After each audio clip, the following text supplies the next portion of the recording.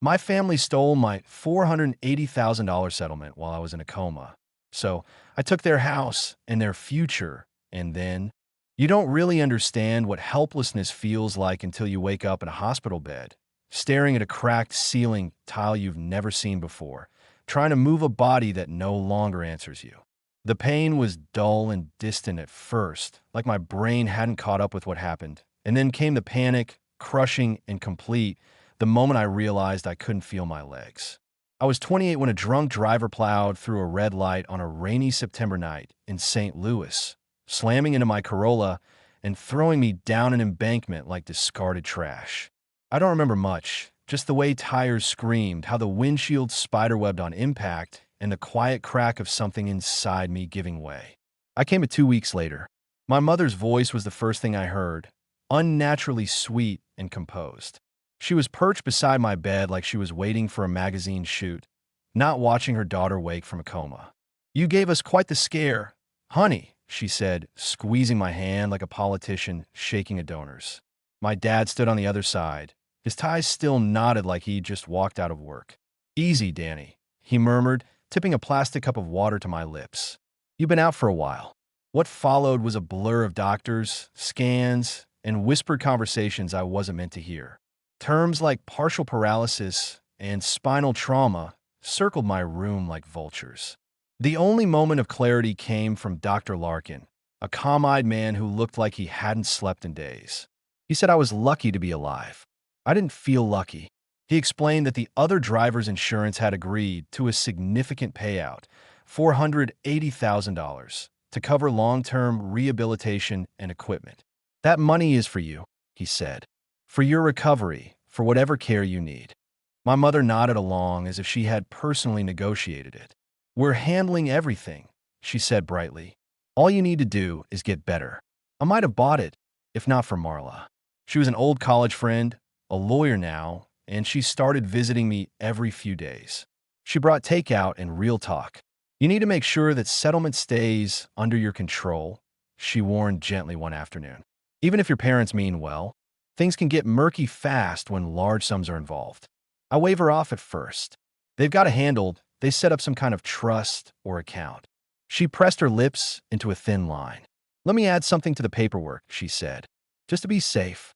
I didn't understand what she meant then. I was still learning how to sit up without passing out, still trying to imagine what my life looked like without working legs. It was about a week after I got transferred from the ICU that my younger brother, Brett, made his grand entrance. He strolled in my hospital room with his girlfriend, Melina, both of them reeking of cologne and oblivious arrogance. "Look who finally decided to wake up," Brett boomed, plopping into the chair like he owned the place. "You always did have a flair for drama, sis." My dad gave him a half-hearted, "Not now," but the warning lacked teeth. It always did when it came to Brett. "I'm just saying," Brett added with a laugh, "this is great timing. My new project's really kicking off. We're going to need capital soon." Something passed between him and my mom, then a look too quick for me to catch fully, but it scraped at my nerves. "That's enough," she snapped, though she didn't sound mad. "This isn't the time." But Brett's smile didn't fade. Neither did my unease. I try not to obsess. I told myself my parents would do the right thing, that they were just overwhelmed, that my mind was foggy and playing tricks. But every time Marla visited, I saw concern behind her calm voice. "You need to be the one watching the numbers," she kept saying. "You need receipts, statements, transparency." I didn't ask for any of it. I didn't want to fight. I was still adjusting to the realization that my dreams of becoming a trauma nurse were now officially out of reach. By my third week at the rehab facility, I noticed the cracks. Cheap grab bars installed in weird places, a wheelchair that barely fit through the bathroom door. And every time I asked about equipment Dr. Larkin recommended, my mom had a new excuse. The vendor was delayed. "We're waiting for a discount. The trust can't afford unnecessary extras." When I asked about an advanced therapy program the hospital had mentioned, my dad changed the subject. "We have to be practical. There's only so much money, and we need to be smart about it." That night, while he was adjusting my blanket, a letter fell from his pocket. A bank notice. Something about a disbursement adjustment to an account in Nevada. I asked him about it. He smiled too quickly. "Just some investment shuffling." Nothing to worry about. But I couldn't stop thinking about it. We didn't know anyone in Nevada. That night, I stared at the hospital ceiling for hours, turning over every conversation, every excuse, every delayed upgrade or dodged expense. My phone buzzed around midnight. It was Brett. "Big news," the text read. "Just signed a lease on our new office. You're going to love what we've done with the investment." That word, investment, cracked something open. I read it again, slowly, deliberately. Investment. It was never about my care. They'd taken the money. And I knew I had to start playing dumb, start acting like the obedient daughter who believed them, at least until I figured out how deep the damage went. When I got discharged, my mother made a big show of bringing me home to familiar surroundings. But the second I rolled through the front door, I knew nothing about this place felt familiar anymore. They'd tacked on a flimsy aluminum ramp to the front porch that felt like it might collapse beneath my wheels. And my new bedroom was actually the old study, stripped down to a mattress on the floor and one dresser shoved against the wall. The closet was still full of dusty tax records and outdated office supplies, and the bathroom across the hall was so narrow, I had to twist and back into it just to get the chair halfway through the doorframe. We tried to make everything accessible. Mom chirped. Rearranging a flower vase like this was a home renovation show. But you know how expensive those contractors can be. I asked when the proper renovations were happening, the ones my doctor said were critical for recovery. But my dad just shook his head and muttered something about how the trust had to be stretched carefully and that we should be grateful for what we have. Grateful. I tried to keep my face blank as I locked eyes with my mother, who had just spent 20 minutes showing me her new set of imported kitchen knives. My fingers clenched on the armrests of my chair so hard I thought I might snap something. The next day, Brett threw a grand opening party for his media tech brand, which he'd now named Pulsetree, and invited the entire extended family, plus a local radio host he'd somehow convinced to come. It was held in a renovated downtown loft with exposed brick, mood lighting, and a champagne fountain that looked like it cost more than my wheelchair. I rolled in at the very edge of the crowd, barely noticed. Brett was on a mini stage with Melina clapping beside him like a cheerleader, going on about vision and innovation and leveraging influencer capital for digital expansion. I didn't understand a single damn word, but I understood how much all of it cost. That was my care money glinting off the crystal glasses and glowing behind the neon signage. When Melina finally noticed me, she sashayed over with a champagne flute and that fake warmth she wore like highlighter. "Isn't it amazing what Brett's built?" she gushed. "Family support really makes all the difference. You guys are so close, it's inspiring." I smiled like my mouth was full of glass. "Yeah," I said, "he really got lucky." That night, I barely slept. Every time I closed my eyes, I saw dollar signs floating above Brett's fake smile and my mom's stiff posture whenever anyone brought up my rehab schedule. Carmen, my physical therapist, was the first one to notice something was off. She kept pausing our sessions to ask if I was okay. And finally, halfway through an exercise I could barely finish, I broke. I told her everything about the missing money, the weird bank letters, the Porsche Brett just bought, and the renovations that never happened. She listened without interruption, one hand resting on my knee like an anchor. "That money was supposed to be for your care," she said, voice firm. "You know that, right? It's not there just because you can't chase it down yourself." "I know," I whispered. "But what can I do? They're my family." Carmen looked at me like she wanted to shake me, then exhaled. "Family doesn't mean ownership, Danielle.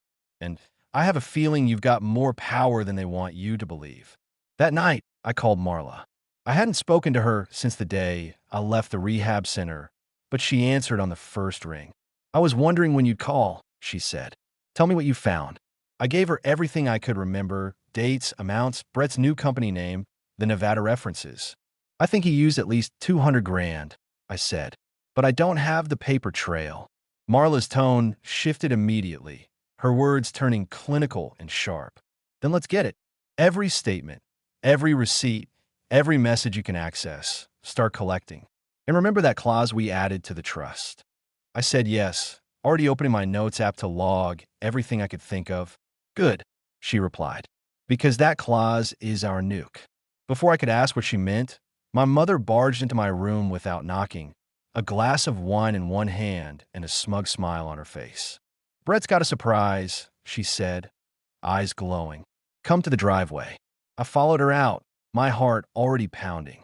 Under the porch light sat a brand new midnight blue Porsche, polished to a mirror sheen, Brett leaning against it like some kind of prize-winning idiot. "Pretty sweet, huh?" he called. This business is just the beginning. My parents practically glowed with pride, snapping photos, laughing. No one noticed that I had to angle my chair sideways to even see past the crowd they'd formed around the car. Later, after the crowd went inside, I stayed outside in the dark, parked near the edge of the garage. I didn't mean to eavesdrop, but I heard them, my dad and Brett, talking in low voices. "Did the insurance payout clear?" Brett asked. "Yeah," Dad replied. "But we gotta be careful. Let's just hope she never finds out." Brett snorted. "Please. She's in no position to do anything about it." I went cold. They thought I was helpless. They thought I was stupid, that I wouldn't notice because I couldn't walk. That night, I texted Marla again. "Tell me about the clause," I wrote. Her reply came within seconds. "Come to my office tomorrow. It's time you learned what they signed without reading." I stare at my ceiling, the one they never got around to modifying. Somewhere upstairs, Brett was laughing again, probably drunk off my stolen future. My phone buzzed again. Another message from Marla. "Keep everything. Every receipt, every bank message, every excuse. We're almost there." For the first time since the accident, I didn't feel broken. I felt sharp, cold, ready. Let them keep believing I was just their broken daughter, grateful, obedient, easy to ignore. Let them keep stealing. They were walking straight into the trap, and none of them even saw it. When I rolled into Marla's office the next morning, she already had a folder waiting for me, thick, overstuffed, and clearly prepared days in advance. She didn't waste time with small talk. "Your parents made themselves trustees of your settlement," she began, tapping the paperwork with a red pen. "They signed off on a trust agreement that includes a specific fraud clause. Any misappropriation of funds allows the court to seize assets listed as collateral." I stared at her, not sure I understood. "What assets?" She looked at me with something almost like pity. "The house, Danielle. They offered the house as collateral when they set up the trust. Probably didn't even read that section." I couldn't speak. My own parents, so eager to control the money, had tied their biggest possession to a document they barely skimmed. "So, if we prove they used the money fraudulently," I asked slowly, "the court can take the house?" Marla nodded. "Yes, and not just the house. Anything purchased using the misappropriated funds. Cars, electronics, investments. But the house is the key leverage point." I left her office feeling like I was made of lightning. The rage didn't burn anymore. It focused, narrowed into something surgical. Back at home, I started playing my role perfectly. I asked for help with things I could do alone. I dropped utensils and looked frustrated. I faked groans and made my hands shake during transfers. My mother noticed immediately and leaned into her favorite role, the nurturing martyr. "Poor thing," she whispered to my father after tucking me in. "She's doing her best. We made the right choice, didn't we?" I recorded that too. Every week, I visited Marla's office. We cataloged evidence, bank transfers, suspicious payments to tech vendors, Brett's luxury office lease. All of it documented and dated. Carmen agreed to testify that the lack of therapy equipment and consistent sessions had significantly hindered my recovery. "Just say the truth," I told her. "That I've been stalled for months because they didn't pay for what I needed." She nodded and squeezed my shoulder. "Every word of it will be true." Then, one Thursday evening, I caught another break. My father left his tablet unlocked in the living room. I rolled up to it and opened his email. There it was, an exchange with a mortgage officer. They were applying for a second loan against the house, trying to pull out another $100,000 for business liquidity. I forwarded the emails to Marla immediately. Her response was instant. "Perfect. That loan is a second violation of the trust agreement. Let them proceed. The deeper they dig, the harder they'll fall." I started documenting every moment, screenshots, overheard conversations, even the passive-aggressive things my mother said during meals. "We've sacrificed so much," she told me one night, swirling wine in her glass. Brett's company is about to explode, and it'll lift all of us. Your time will come. I nodded like I believed her and kept smiling. I wanted her to stay comfortable, to keep talking. That's what greedy people did. They talked too much when they thought they'd won. A week later, my mom texted me that Brett was hosting another investor presentation at the house and asked me to stay in my room because, in her words, the wheelchair messes with the aesthetic. I laughed out loud, not just because of how disgusting that was, but because the timing couldn't have been better. That night, I left my phone recording under a chair near the living room and pretended to fall asleep. Brett strutted in like a king, talking about his startup like it was some Silicon Valley empire. We got a solid injection of family capital, he said to a room full of half-interested tech bros, so we didn't need outside investors right away. Someone asked where the money came from. Let's just say we had a stroke of luck, Brett chuckled. It fell into our laps at the perfect time. I sent the audio to Marla the next morning. She called me within seconds. That was the last piece. We file next week. I spent the next few days waiting for the hammer to fall. Every morning, I practiced therapy exercises with Carmen, who kept giving me that secret nod that meant we were close. You're getting stronger, she said, physically and otherwise. I didn't answer. I just kept doing the work. On Monday morning, my parents sat in the kitchen whispering, unaware I was awake. The investors want to see more capital, my dad muttered. Another 100,000 minimum. If we don't step up, they'll walk. My mother's voice dropped lower. There's still equity in the house. We can manage one more loan. I turned and rolled out of the hallway, straight to Carmen's office. They're going for another loan, I told her. They're trying to squeeze blood out of the house. She handed me water and texted Marla. This is it, Marla replied. The court will have no choice. Get ready. I kept playing my part, acting weaker, clumsier, more dependent. My mother fell for it completely. She's stable, she whispered one night to my father. We don't need to spend more right now. Let Brett finish this next phase, and then we'll focus on Danielle's needs. I sent the recording to Marla. They keep saying that, I added. Like I'm an afterthought they can eventually circle back to. Marla's response was ice cold. They're going to lose everything. The night before we filed, I wheeled into the kitchen just as my mother opened a bottle of wine. She was humming. Happy. I asked how the investor meeting went. Wonderful, she said. They're funding the next phase. All our sacrifices are finally paying off. I smiled, nodded, and wheeled away. That night, I didn't sleep. I sat by the window and watched them celebrate. My father laughing, Brett tossing a football in the driveway, my mother posting photos with captions about perseverance. I watched all of it and said nothing. The next morning, I typed one message to Marla. Do it. Her reply came seconds later. Papers will be filed by 9 a.m. I leaned back and looked around at the house they thought they controlled, the same house they signed away without reading. I wasn't just ready. I was done pretending. The bank liaison showed up at 8:59 a.m. sharp, wearing a tailor blazer and carrying a tablet that might as well have been a guillotine. Her name was Amanda, and she didn't blink when my mother opened the door in silk pajamas and a forced smile. There must be some mistake, my mom said, trying to laugh. We didn't schedule anything. Amanda didn't flinch. This is a formal property inspection following a trust violation filing with the civil court.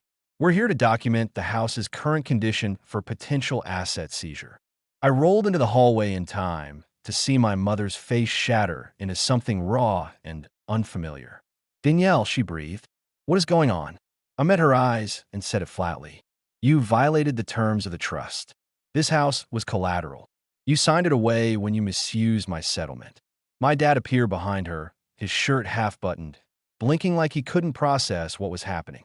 This has to be some kind of error, he said. There's no way she could. Amanda raised a hand, cutting him off. Sir, I'm authorized to begin the inspection. I'd advise you not to interfere. I moved my chair into the foyer and parked it with intention. Let her through, I said. This house isn't yours anymore. Brett came thundering down the stairs a minute later, barefoot, shouting into his phone. I just got 10 calls. My accounts are frozen. What the hell did you do? I didn't look at him. The SEC was notified, I said. Turns out, investors don't like it when your seed capital is stolen from a medical trust fund. He stormed toward me, red-faced and furious. But before he could get close, the front door opened again. My cousin Marcus stepped inside without invitation. He'd always been quiet at family events, but his 6'3" presence filled the doorway like a storm cloud. "Step back, Brett," he said quietly.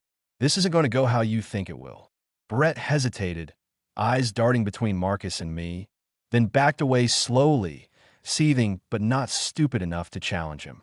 My mother pivoted to desperation, reaching for my hand like it hadn't been months since she last looked at me with real warmth. "Please, sweetheart, think about what this will do to the family. To your father. To Brett." I pulled away and pointed toward the stairs. "You should think about packing. You've got 30 days to vacate. That's more time than you gave me to adjust to a mattress on the floor." My dad slumped into the couch without saying a word. He looked like he'd aged 10 years in the last 10 minutes. Brett kept pacing, muttering about betrayal and lawsuits. "You've destroyed everything," he finally shouted. "We were building something." I laughed, short and sharp. "You built it with stolen money and a Porsche bought with someone else's future. You're not a visionary. You're a parasite." My mother looked like she wanted to cry, but I wasn't in the mood for another of her teary performances. Amanda continued taking photos, quietly documenting every room as if this was just another foreclosure. And to her, it probably was. That afternoon, Melina packed a suitcase in silence while Brett stood outside, trying to call lawyers who wouldn't pick up. She passed me on the way to her car, holding a velvet box in one hand. "These belong to your grandmother," I said, eyeing the jewelry. She didn't pause. "So did the money he spent on me." I didn't argue. Let her have her trophies. Brett could deal with that fallout on his own. I kept the house quiet for the rest of the week, watching them unravel one denial at a time. My dad stopped eating dinner with us. My mom cried behind closed doors. Brett left every day before sunrise, then came home late smelling like scotch and failure. The court order arrived officially on Tuesday, and Amanda returned to confirm they had 29 days left. That night, Brett slammed a cabinet door so hard it cracked. "You think you've won," he growled, "but you just killed your own family." I rolled past him without slowing down. I didn't kill anything. I survived it. The next morning, Marcus helped me clear out the guest bedroom to install a proper therapy setup: bars, weights, resistance gear. Carmen arrived to help arrange everything, smiling wider than I'd ever seen her. "Finally," she said, "you get the space you should have had from the beginning." She adjusted a balance frame while I looked around at the renovated room. No one had touched this space in years, but now it was mine. Every inch of it earned, not gifted. Later that night, while unpacking equipment manuals, I found an envelope from a local funeral home addressed to me. Inside was a letter about Aunt Lorraine's passing and a statement about her will. She'd left me a second trust, enough to secure care for years, but with one stipulation: I had to sever legal ties with my parents. The irony didn't hit me right away. It settled later, cold and heavy. She'd known. Somehow, she'd known exactly what they would do. I didn't answer right away. I let the letter sit on my desk beside the therapy schedule and Marla's latest legal updates. Then, 2 days later, my mother knocked on my door. Her eyes were puffy, her hands shaking slightly. "I heard from the club," she said. "They suspended our membership. Do you know what that does to our standing?" I tilted my head. "Do you know what it did to me when you told me basic care was enough? When you let Brett call me a burden and said nothing?" She backed away like I'd struck her, but I wasn't finished. "You gambled with my life because you believed he'd save us. Turns out, he couldn't even save himself." That night, I signed the inheritance forms and mailed them back with the severance clause initialed in bold ink. They never asked me why. They already knew. Moving day came with gray clouds and steady drizzle, the kind of weather that always made my mother complain about migraines and my father get extra quiet. I watched from the front window as they loaded the last of their boxes into a rented truck, one that looked too small for the lives they used to flaunt. My mother clutched her handbag like it was life support, muttering about rain spots on her blouse while my father struggled to lift the box labeled kitchen, fragile. Brett was the last one out, carrying nothing but a single duffel bag, his jaw clenched so tight I could hear his teeth grinding from halfway across the living room. He looked at me through the glass like he expected me to flinch, to hesitate, to crack open the door and offer some kind of truce. I didn't move. I kept my face blank while he stood there in soaked sneakers, daring me to undo everything. Eventually, he turned and walked away, not toward a car, because the Porsche was long gone, but toward the street, shoulders hunched like a kid who had finally run out of lies. Inside, the house was quiet. For the first time in years, I could hear the bones of it settling without voices trying to cover the creaks. Carmen arrived an hour later with the final delivery, a custom therapy table, a new digital lift system, proper grip rails, and adjustable supports. "This is what justice looks like," she said, setting the equipment down. "Not revenge, just finally getting what you should have had all along." Later that afternoon, a letter came from the Disability Rights newsletter. Someone had read my story, the version Marla helped me publish anonymously, and wanted to interview me for a feature. I read the request 3 times before answering. I said yes. The next morning, my father texted me for the first time in weeks. He had seen the piece online, the one titled "Not a Victim, Not a Burden." His message was short. "I'm proud of you. I know that doesn't make things right." I stared at the screen for a while. Eventually, I wrote back. "Pride is easy. Change is harder. Let me know when you start trying." The next text came from an unknown number. It was Kayla. "Saw your interview. I'm fighting my parents too. They're controlling my settlement. Can you help?" I sat back and looked around at my therapy room, my office, the walls no longer lined with judgment or pity. I texted back, "Yes," and I know exactly where to start. The foundation came together faster than I expected. Marla helped me build it out legally, Carmen offered free training sessions twice a month, and Marcus helped retrofit the garage into a second therapy room. I named it Second Clause, after the line in my trust that gave me my freedom. Soon, other people like me started showing up. Teens, veterans, working adults. All of them cheated, silenced, buried by people who thought disability meant docility. We gave them tools, advice, legal pathways, and a space to move without apology. One girl, 16, came in with her aunt and barely said 3 words during her first visit. 3 weeks later, she was leading a workshop on recognizing financial manipulation. I watched her laugh while adjusting ankle weights and felt something warm expand in my chest. Not satisfaction, not even happiness, just peace. The last text I ever got from Brett came on a Sunday morning while I was reordering therapy supplies. "You got what you wanted. I hope you're happy." I didn't reply. There is nothing left to say to a man who still believed this was about wanting anything other than what was already mine. Eventually, I stopped checking for messages from my parents. My mother started selling old clothes online to cover rent. My father picked up work doing freelance accounting. Their country club memberships evaporated. Their friends thinned out.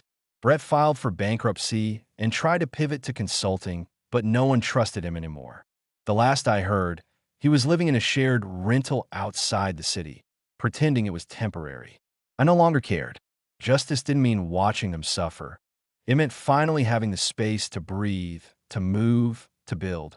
My body still had limits, but my life didn't.